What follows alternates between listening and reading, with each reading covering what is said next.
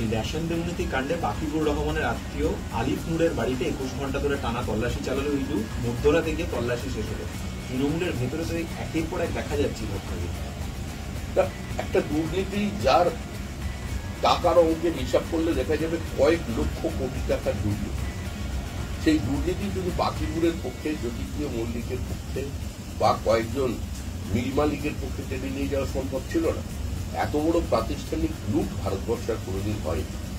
আমাদের দেশে 2G spectrum কিংবা কোলগেট যত কেলেঙ্কারি শোনা গেছে, ওটার টাকার অঙ্ক শোনা গেছে, যদি ঠিক করে পশ্চিমবঙ্গ রেশন দুর্নীতির অঙ্ক করা যায় তাহলে দেখা যাবে যে ভারতবর্ষের সর্বকালীন রেকর্ড স্পট ভেঙে দিয়েছে আজকে এই দুর্নীতি।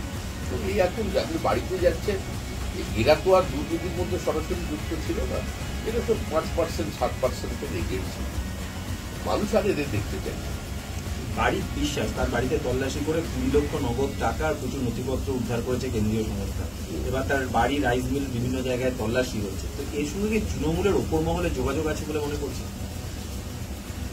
দেখুন, কার বাড়িতে তল্লাশি হচ্ছে, কার বাড়িতে টাকা পাওয়া যাচ্ছে, আর এই জ্যোতিপ্রিয় মল্লিকের ঘনিষ্ঠ, এটা মানুষ আর জানতে চাইছে। এই ধরনের তল্লাশি অভিযান আগে অনেক ছিল।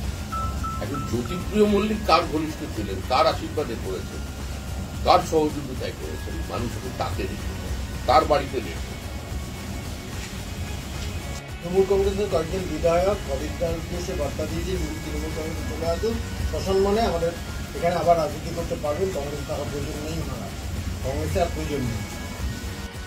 আর কোন তৃণমূল কংগ্রেসের সঙ্গে যোগাযোগ রাখবে, এটা সম্পূর্ণভাবেই ওই দুটো দলের ব্যাপার। আমরা আগ্রহী নই। আমরা এটা আগেও বলেছি, এখনো বলছি, অধীর চৌধুরীর মতো নেতার এটা বোঝা উচিত ছিল যে যদি তৃণমূলের বিরোধিতা করতে হয় সেটা কংগ্রেসের থেকে করা যাবে না। তারপরে যদি কংগ্রেসের ছিল যেটা হওয়ার সেটাই করে। বিজেপিতে যদি আসতে চান তাহলে বিজেপিটা দেখা যাবে।